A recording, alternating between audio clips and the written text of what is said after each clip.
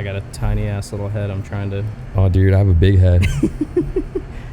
I gotta make these the smallest setting they go. But yeah, it's just a conversation, you know. Cool. Have you done a podcast before?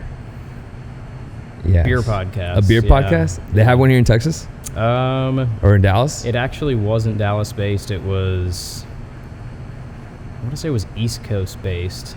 And they came to interview us last year. It was Dave, Greg, and I. It was really fun, but I think the pandemic hit shortly after, and I don't think he ever released it. I don't remember if he ever posted it or not. Was it a video or just audio? It was a video. Oh, okay, cool. And then Denton Radio has a. Yeah. I'm trying to remember the name of the radio show. If you want to like kind of loosen this up a little bit, sorry, and just like pull it up towards you a little. If you want to scoop loosen back. This one. Yeah, just a little bit slightly, just so you can like kind of move it. There you go. All right, so what were you saying? Can I turn it to the side like yours? Yeah. It's like all up in my face. My bad. Go for it.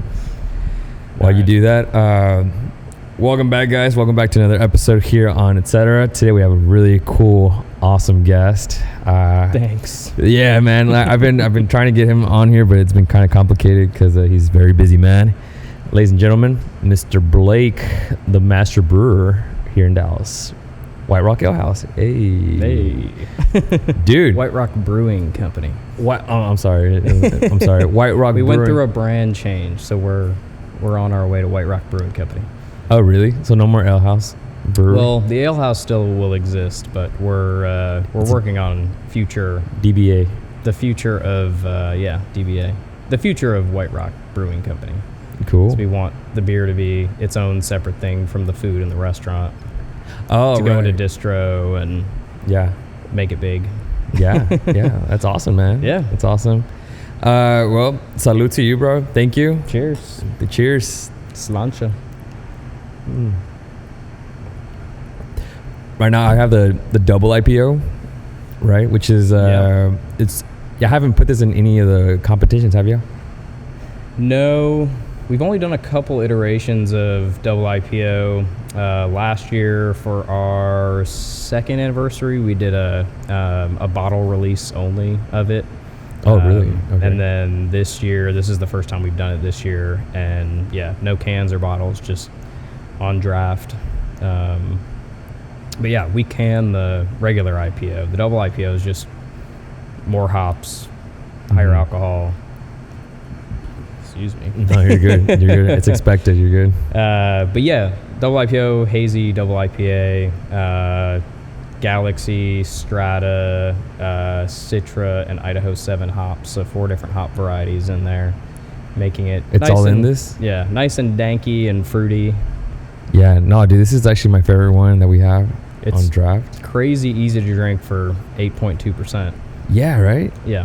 Because I saw that the other one, just like your original IPA, that one's won. It was at the U.S. Open. Yeah, we won a U.S. Open Beer Championship silver medal in 2019. Yeah, 2019 for that beer, which huge honor to win anything at an international competition. But right for hazy IPA, that's the newfangled style. Everybody's making them.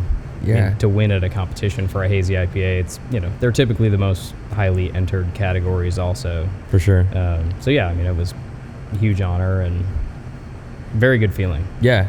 No, that's cool, dude. I'm drinking Little Guy. The little guy is also that one's more like a, how would you say, like an ensemble, I guess, like between you and another brewery? Yeah, so it's a collaboration. Yeah, collaboration batch between us and Bankhead Brewing, which is in Rowlett.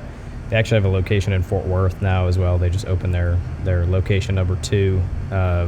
But Chad, who's the master brewer over there, and I are good friends. And we came up with this beer together. So every time he comes into the brewery in here, he'll be like, "Hey, where's the little guy?" Yeah. Always looking for me. Yeah. So that's the story behind the name. I'm the little guy. Yeah. So we decided to make a beer together, and I was like, well, let's call it the Little Guy.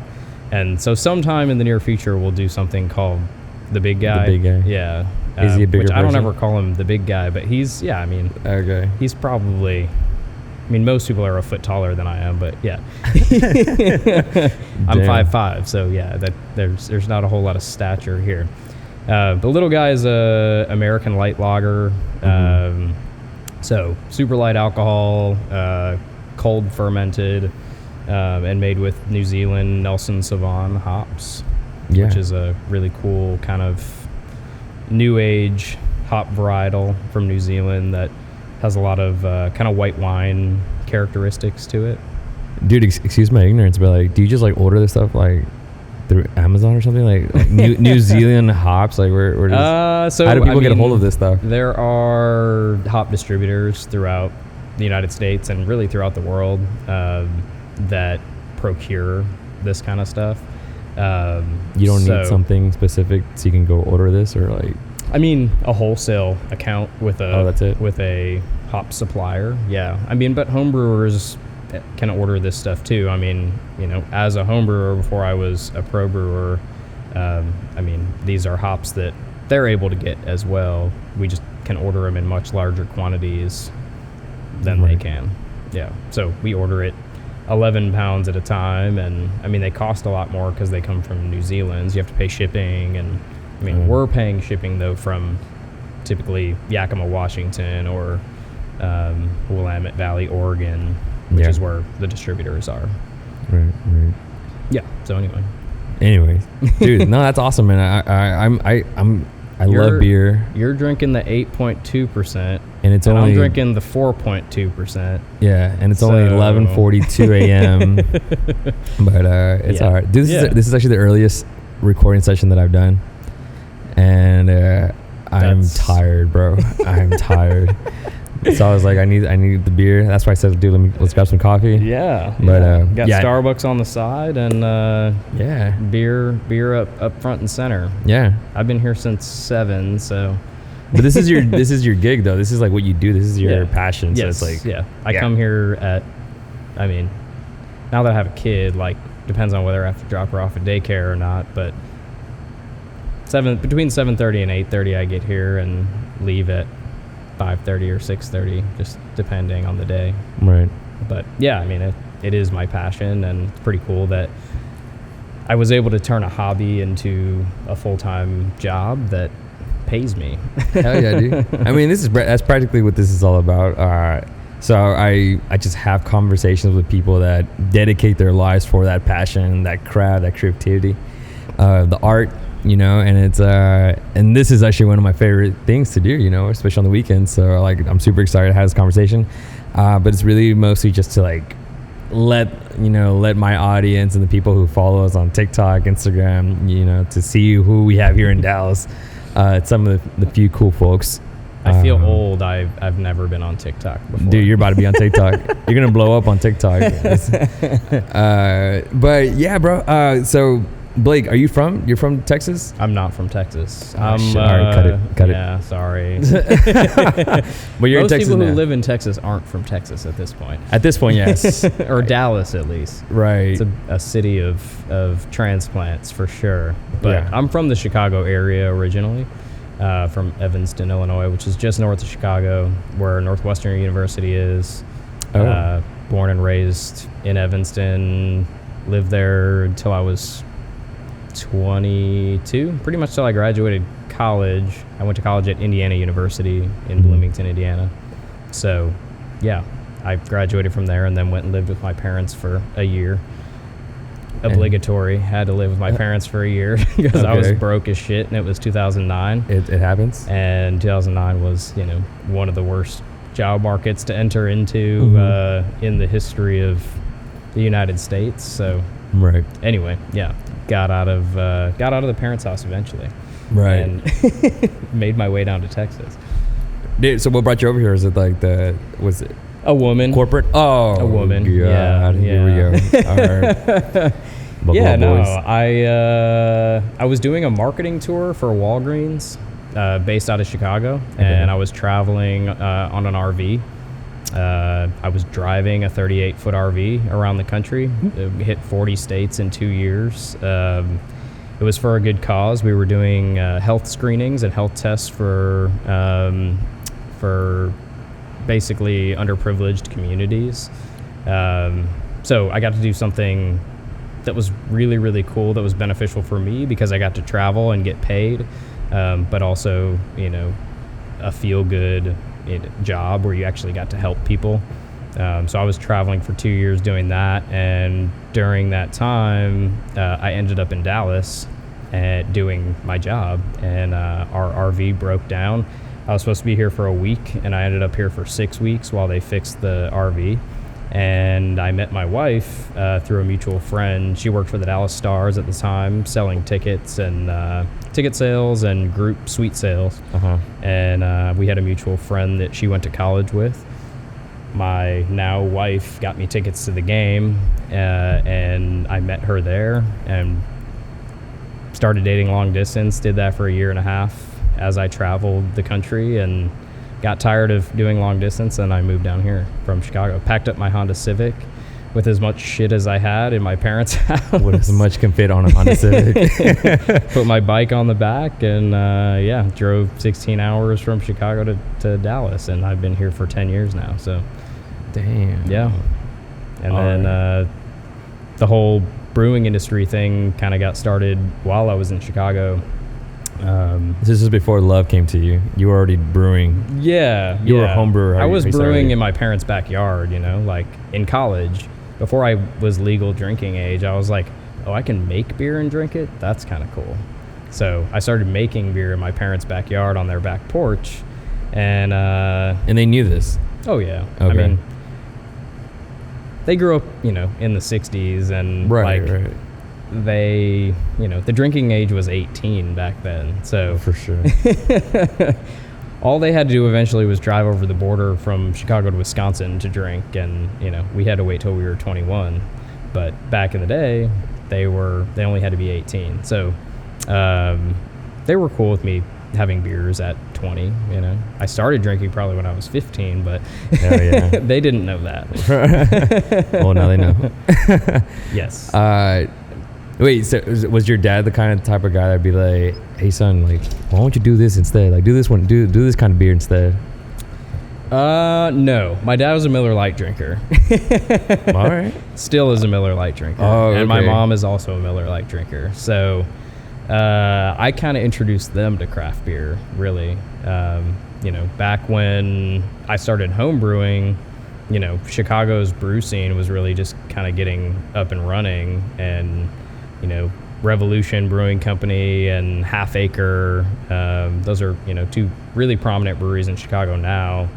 They were just kind of getting their start, so that's when I was getting my start in making beer. So it was really kind of me introducing my friends and my parents to, like, hey, try this. Sierra Nevada Pale Ale was always like the easy go-to, or like Bell's Oberon, which is a Michigan, sorry, I just banged the table. You're good. Michigan-based brewery. But yeah, I mean, my parents were always Miller Lite drinkers, and I actually introduced them to their first craft beers. And now, they come down to visit Texas and come to my brewery, which is pretty freaking cool. That is cool. Yeah.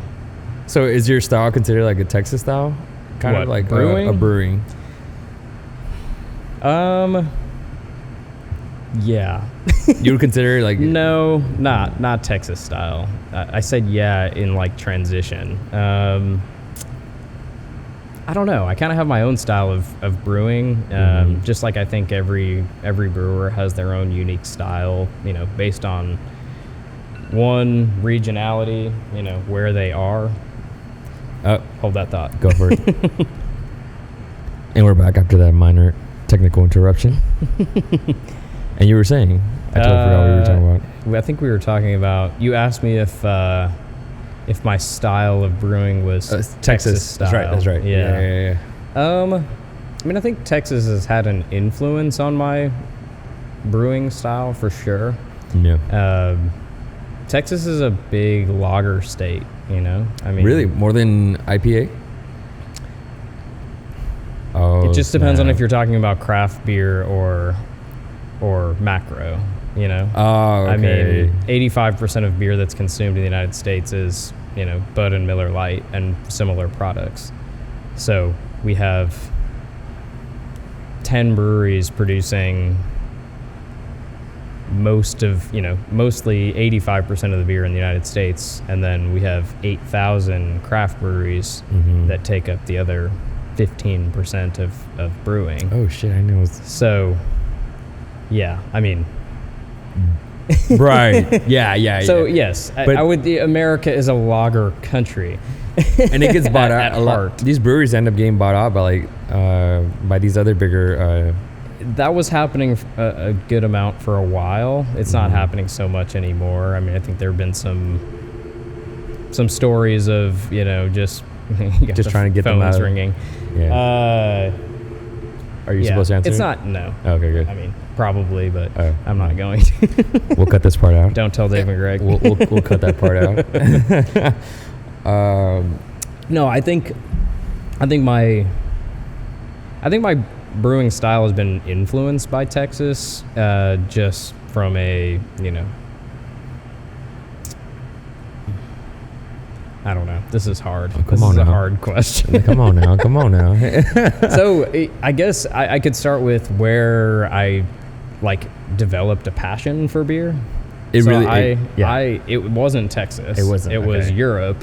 So I studied abroad in Italy, which obviously is wine country. But I studied abroad for my second semester of my junior year in Florence, Italy.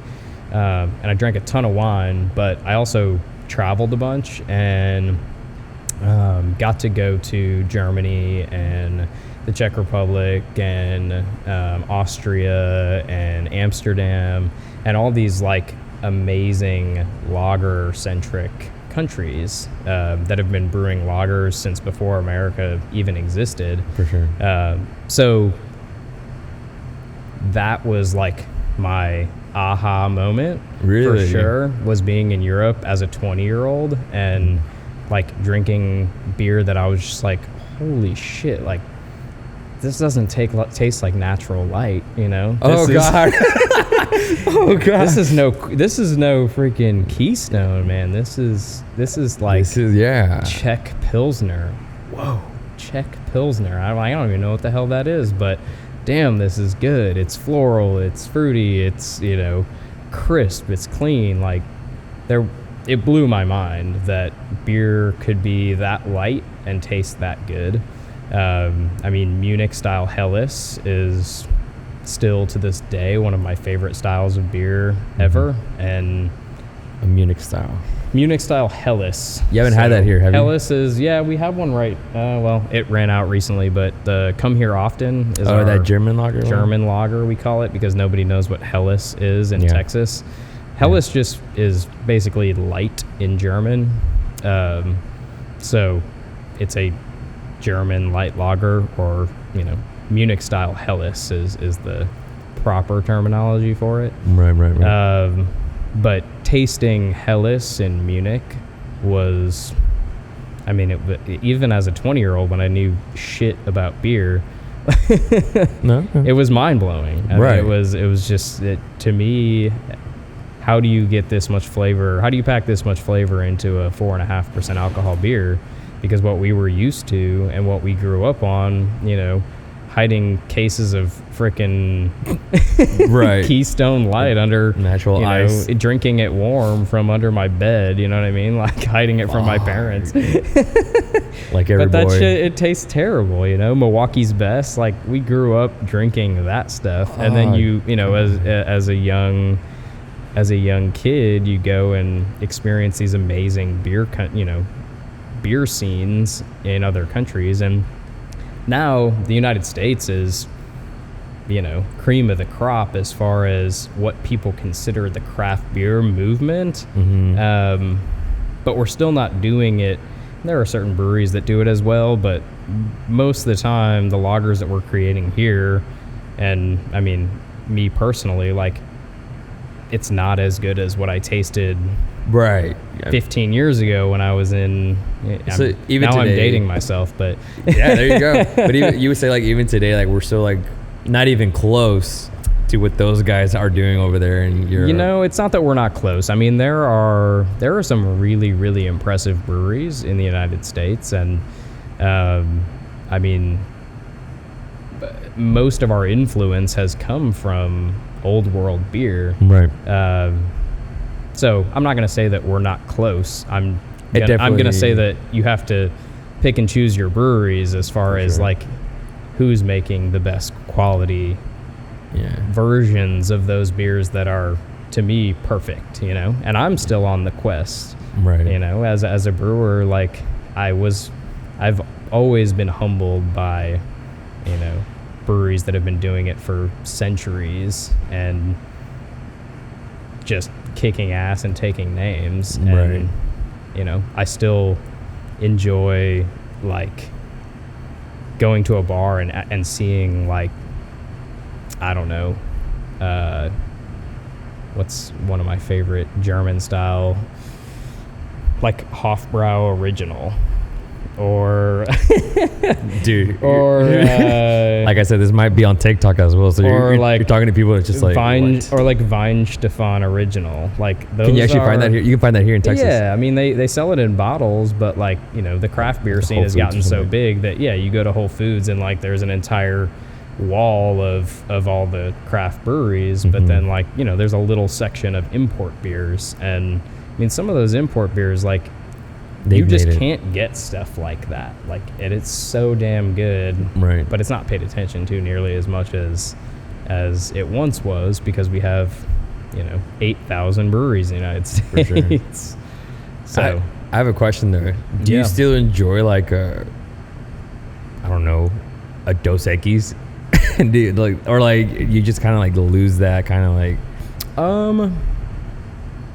I mean, I can't say that if I had a Dos Equis, I'd be mad. Like, no. But it's just like, fuck this beer. No. But it's like if you're like, it's just like, because like that's kind of, I think that's like one of the most popular things that people, especially when you're out and about, like in Deep Ellum, or, you know, like people just order like it's like a go-to beer, like Dos Equis or like a Budweiser. No, I mean, even Shiner. I can't say that I'm, you know, I can't say that I wouldn't enjoy drinking a Dos Equis. Like, it's fine, but it's not special, you know? Right. Like, you can get Dos Equis anywhere, you know? It's like drinking Heineken or, I don't know, like Guinness. Like, Guinness is still, to me, one of the best beers ever made.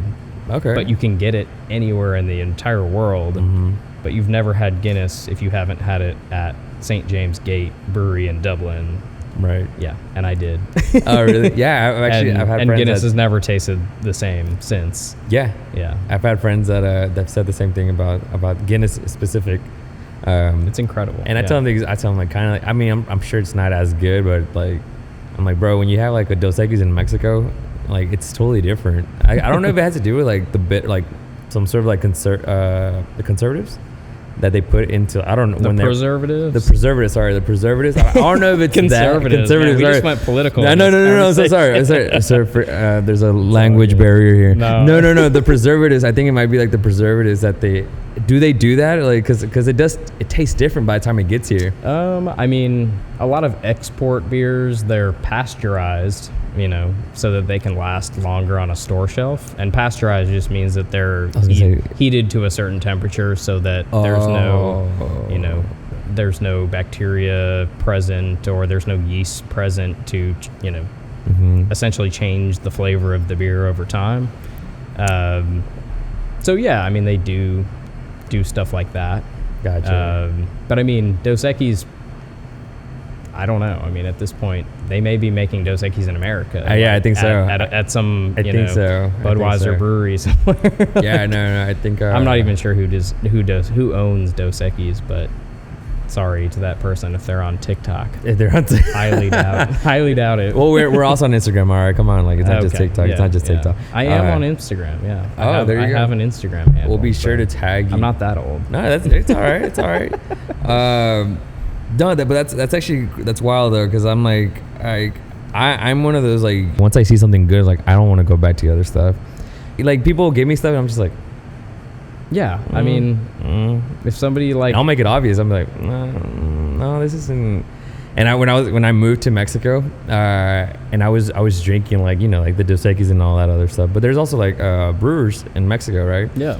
And it does have a similar taste to like the craft that they make here. Yeah. But I would tell them like, dude, like I actually miss. There's because I moved to Mexico like I think 2 years before the pandemic, and before I left, I actually visited this spot.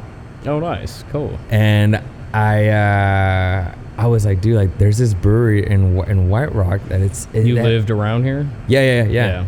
So and I was like, dude, this is and it was a friend of mine, Mauricio. Shout out to Mauricio. He owns over at Shaman, the mezcaleria coffee shop that they have in. I love mezcal. Yeah. But I haven't been. Oh, but yeah, well, he owns that place, and we were just catching up, and he brought me here. He's like, dude, let's just go over here, and I was like, all right. And then I had it, and I think the second time when I came, you guys had a peanut butter. Oh yeah, we did a peanut butter milk stout at one point, bro. And then I started bringing in like I had like client meetings. Like I would just meet up with a client here, and I was like, dude, yeah, let's just drink one of these, right, on an empty stomach, because it was like around lunchtime. Yeah, dude. By the time I got to the second one, like I was gone. I was lit, dude. You guys got me lit during like my business hours. And I closed the deals. I closed a few deals because of that too. So nice. Thank you to you guys. You're welcome. But I'm very curious to like, how do you guys come up with like these creative like taste of like right now you guys have I had the cheesecake mango, which is fucking random. It's really good. I've had one can. I'm not much of a sour guy. Yeah. But how do y'all come up with like whose idea is it?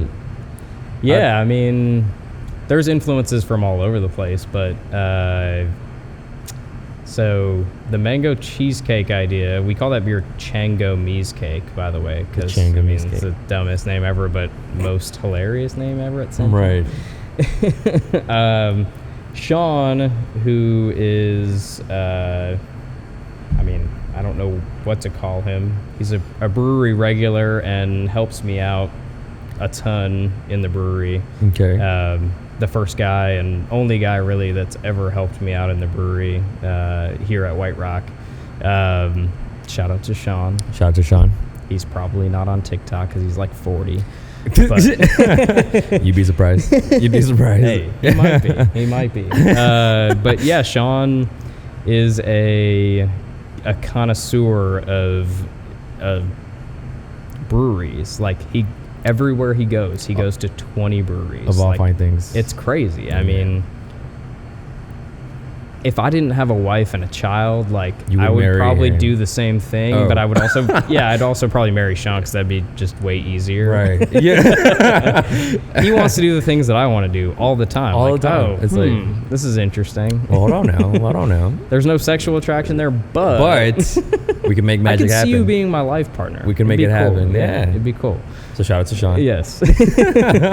But yeah, I mean, he goes to 15 or 20 breweries in every city that he visits, and that's not something I used to get to do that, but I don't really do that anymore. So every time he goes somewhere, he comes back and he has ideas. He's like, dude, try this beer that I had at this place. So he brings some back with him? Yeah, he usually brings them back, puts them in his check bag and brings them back, and we taste all sorts of fun beers. And I mean, that's kind of the beauty of the craft brewing industry, is like there's so many beers being made, and brewers are so like, I don't know, collaborative in nature. All right. Yeah.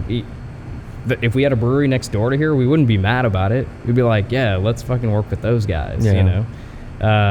So I guess you could say we steal ideas from other breweries sometimes, but also we feel like, y'all made this really good beer and we want to, make our version of it. Right. So that's one place we get ideas, is just from other breweries, like trying stuff out, and you taste it and you're inspired by it.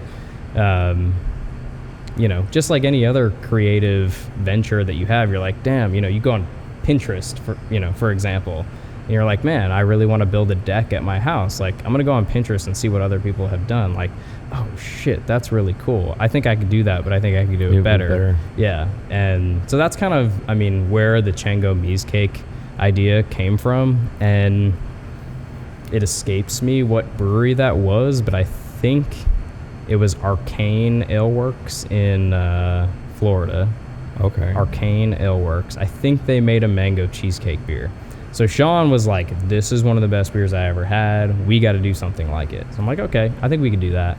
I never actually got to taste that beer because Sean drank all of it. But I was like, I think we could emulate mango cheesecake beer and make it really well. So like, for example, that one in specific, do you guys like, y'all just take like the ingredients of what it's made from, like, or like a cheesecake, like y'all just get like actual cheesecake, so like baking? So in this beer, how do you make this? So in this beer, I want to backtrack for a second because I don't want people to think that we like just steal ideas from all other breweries. No. Like, food is a huge influencer in beer making, especially nowadays. Like when you taste something that you freaking are like, oh my God, that's so good. Yeah. I mean, like, one of the things when champagne mangoes are in season, they're like those little mangoes from, I want to say they're from Mexico. They're called champagne mangoes, and they're yellow on the outside, and they're like bright ass orange on the inside. And they melt in. It's like one of the best tastes I've ever tasted in my entire life. Shout out to Mexico. Shout out to champagne mangoes in Mexico. Yeah. So yeah, I mean, food is a huge influencer as well. But anyway, yeah. Pairing of ingredients, But like, do y'all use like actual cooking ingredients? Like, for example, like. So this beer specifically, if I were to actually put cheesecakes in the beer, I don't know if I'd be all that happy with the outcome of the beer. Mm-hmm. So we take the elements of what goes into a cheesecake. Okay. How much of in an this actual beer we cheese, used graham crackers. So like the graham cracker crust that would normally go in a cheesecake. So we got 50 pounds, 25 pounds of graham cracker crumbs. Mm-hmm. So we aged the beer on graham cracker crumbs. Fruit is pretty easy to come by in the brewing industry, so we order it in aseptic purees, which aseptic just means that essentially it's been heated to a certain temperature that there's no, microbial bacteria. Okay. To dumb it down. Thank you. So it doesn't infect the beer. Okay. So we added 125 pounds ish of mango puree, and then we found powdered cream cheese, so dehydrated powdered cream cheese. There it is, boys. So we took all the elements of what would normally go in a cheesecake minus eggs and butter, which maybe next time we need to put butter in it. It would be a head retention killer. Okay. There would be no head on the beer if you put something as oily as butter in beer. It would just look like flat beer. Yeah, that's not that attractive, is it? It's not attractive. No. Yeah. So sometimes you need like a nice little head. Yeah. Yeah. So we were able to take the main elements of cheesecake and implement them into a nice tart sour ale. And hey, we got Chango Cheesecake from it. Bam, son, there you go. Superhero mango. Hell yeah. And it's available for you to buy at the moment. It is. And yours truly made the labels for those. So hell yeah. Do you actually come up with the names as well? Let me just plug my... the names I think actually Sean came up with that name. But mostly I come up with the names and... the sketches? As far as the sketches go, our special release beers are all done like on my Adobe Illustrator. So like I come up with those and come up with the ideas and create those. Our year-round beers, so we have 6 year-round beers in cans, and those were all created by a company in Austin. Oh, shit, nice. So, yeah. Cool. Yeah, man. All right, so here's a fun question. I'm multifaceted. Look at that. There you go, boys. All right, here's a serious question. Actually, half serious. What do you do with the horrible beer? Or has there been? When was the last time you got a horrible beer? It's just like, oh, dude, it sounded good, but it's actually the worst. This is the piece. This is shit, dude. No one should ever know about this, but now they're gonna know. What was it? So how long ago was it? Typically, we don't make beer that sucks. That's not to say that it hasn't happened. For sure. Damn, this is gonna expose some shit. Do it. Shout out to Sean. We had a beer that. So our brew system is a piece of shit. A lot of breweries know. Cut those out. No, it's okay. A lot of breweries know this pain because because of the not always size. Yeah, I mean the size of us, and there's the money that's put into it on the front end, like, and the amount of manufacturers of brewing equipment. Like, you don't always get the best of the best. Like, if you have crazy amounts of money, then you can buy the best of the best from the best manufacturer of brewing equipment. But our system and our constraints, we're in a 400 square foot brewery. We don't have a boiler. We don't have the venting to have a direct fire system, so we have an electrical system. And the electrical, when I say that it wasn't connected all that professionally, like, the shit sucks. And it's burned up some heating elements in the past, like real bad. Wow. So we have had some beers we've had to literally just dump down the drain because of the heating elements burning like smoke character into beers. Yeah. So not necessarily like by like the maestro behind, like, I mean, not because of him. I'd love to say that it was. Yeah. I mean, I'd love to say that it was my fault, but it really wasn't. Okay, but what about like an actual shitty beer though that actually came out? Like, I was like, dude, this was actually a horrible idea, guys. Like, it has to happen. Everyone goes through it. I mean, we've had some beers that I really didn't like that we put on tap. Still released it. Yeah, nothing. There's been some. Well, not like nothing. Like, there was definitely conversation. Like, do we dump an entire batch of beer, or will people actually like this? You know what I mean? And what did the crowd? How did they react? No, surprisingly, like, people. Usually the beers that I fucking hate, like, people like it. People were like, "Oh, why don't you make this again?"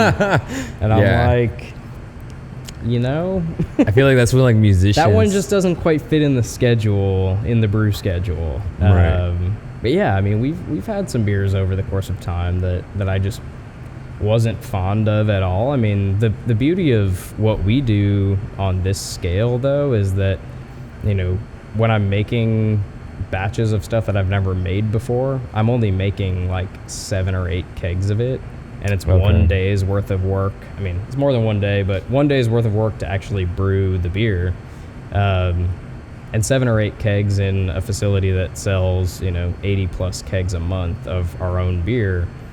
It goes away pretty quickly. Right. So yeah, I mean, there's been a couple beers where I've just been like, no, that one just didn't work. But sometimes people, they don't have the same views about beer as I have about beer. I mean, I'm crazy analytical and crazy hard on myself. Yeah. So if something doesn't go right, like, even the burnt beer that you send down the drain, like, what could I have done better? You know what I mean? Like, why did it do that? Like, could I have, cleaned the ports on the heating elements better so there was better connectivity from the electrical circuit? Yes, I could have. But why the fuck would I do that? To this day, he has not slept.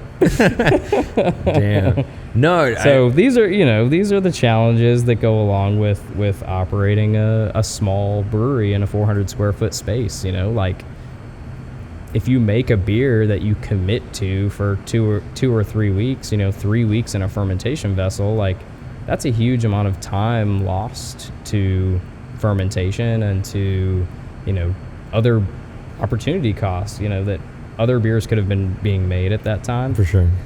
So if it's not your favorite, but like if the beer is fucking just like, dude, something went wrong. Keystone 2.0. Horrible. No, I mean, Keystone, that would be gone right. Like Keystone is a good example of an American macro light lager. You know what I mean? It's shitty to the craft beer world because like that's what you drank in college. But in essence, Keystone is fucking Coors is doing everything they can to make Keystone taste the exact same every time, and Keystone hasn't changed since 70 something that they started brewing it.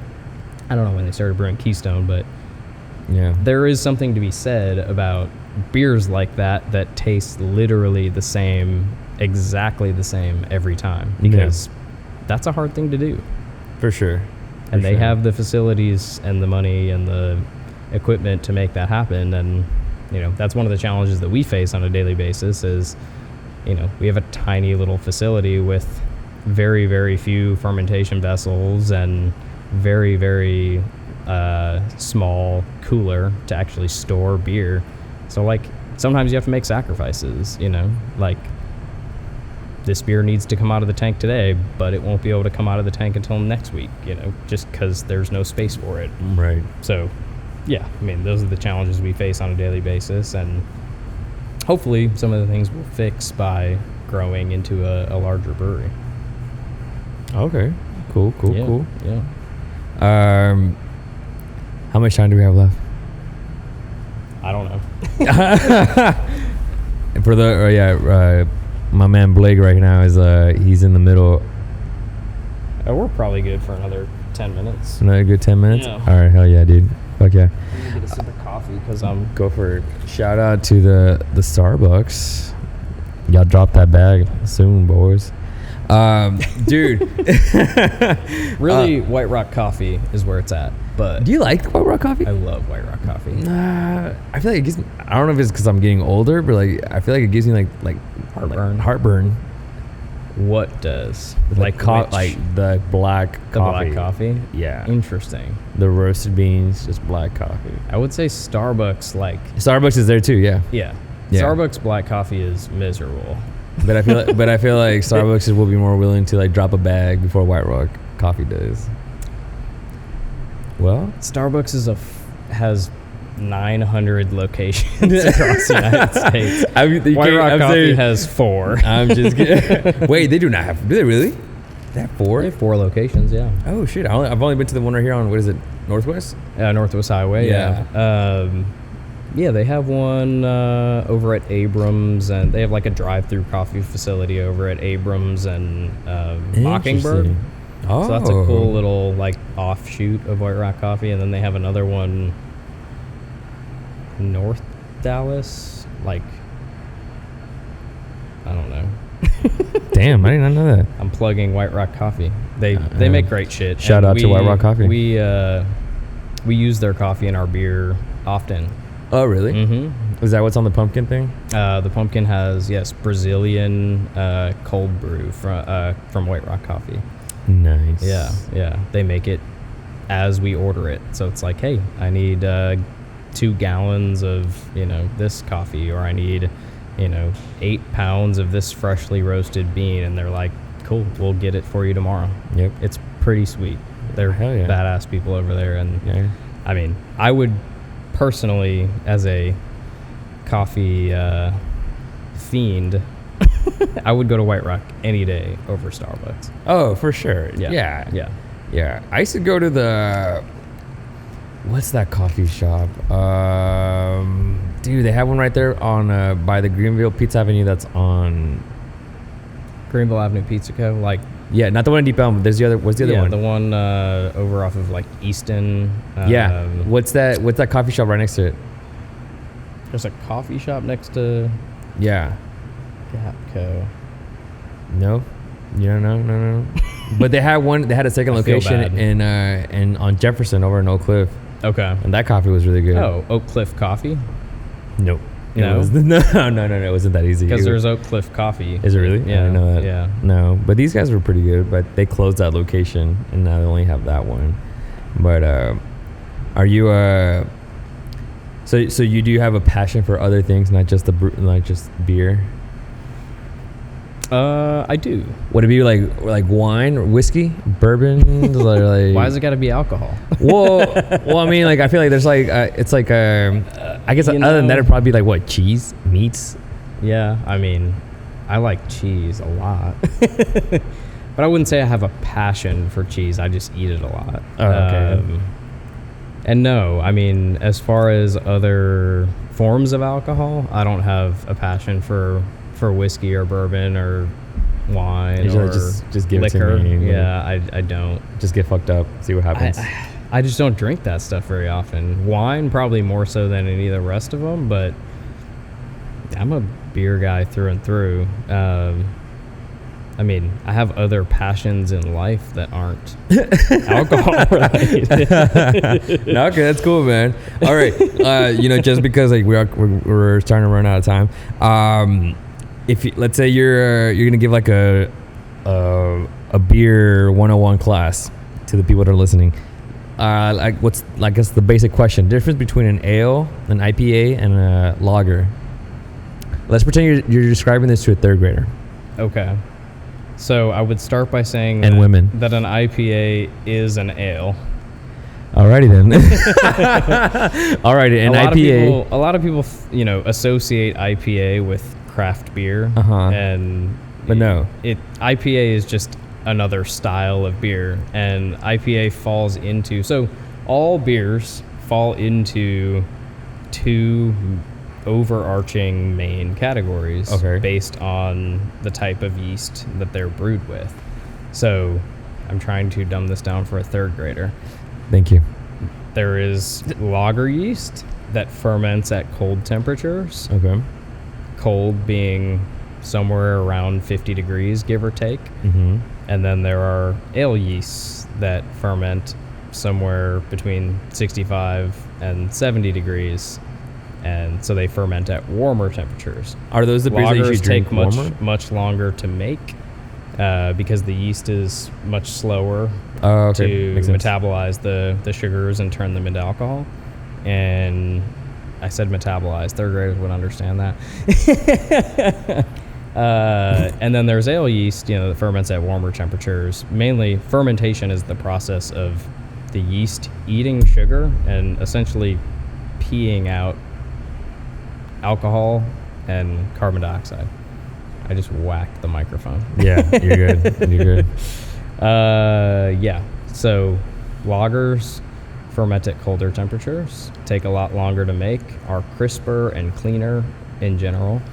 Ales ferment at warmer temperatures, ferment much faster, and tend to be fruitier and more ester forward, which esters are characteristics of fruit, typically associated with fruit. Do lagers have high alcohol? There's no difference between ales and lagers as far. I mean, you could make a lager that was 0% alcohol, or you could make an ale that was 0% alcohol. You could make a lager that was 15% alcohol, and you could make an ale that was 15% alcohol. So alcohol has nothing to do with whether it's a lager or an ale. And color has nothing to do with whether it's a lager or an ale. What about is there a rule of thumb for which ones you should drink cold and which ones a little bit more warmer? Or we just drink it all cold nowadays? It just depends on what country you're in, but I mean, if you're in America, if you're in the UK, they're going to serve beer at cask temperature, which is somewhere in the 40s. And if you're in the United States, we pride ourselves on beer that's served fucking cold as shit. Oh, yeah. That's right. Twin Peaks. Shout out to Twin Peaks. 29 degrees. 29 degrees. Right before freezing. Right before freezing. Exactly. I mean, yeah. Freezing is really 32 degrees, but, beer doesn't freeze till 28. So. Come on. It's third graders. We're talking about third graders. Yes. Come on. And women. Well, but I would want third graders to know that freezing is 32.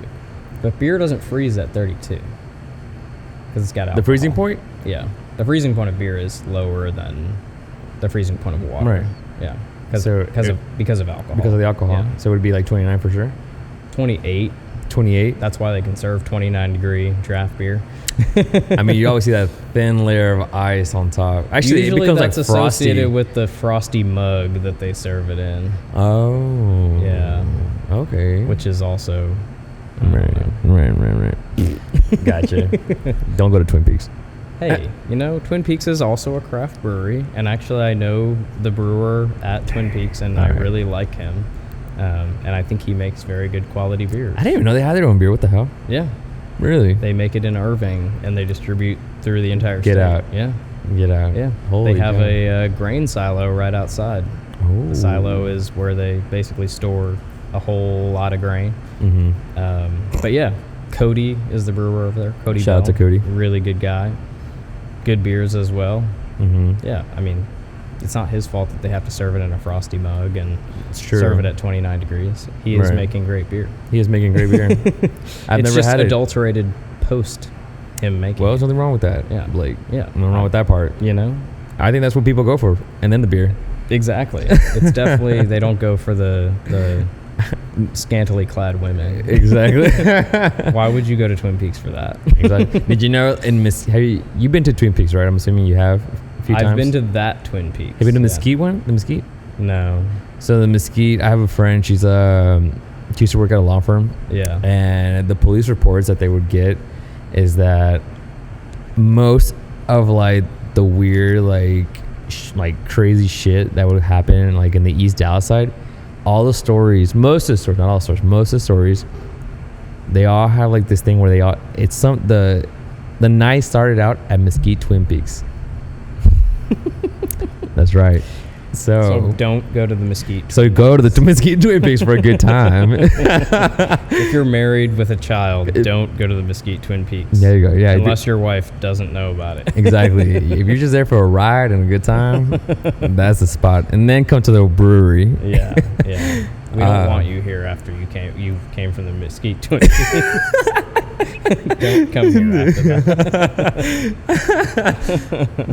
Alrighty, Blake. Yeah, I know you got to get back to work.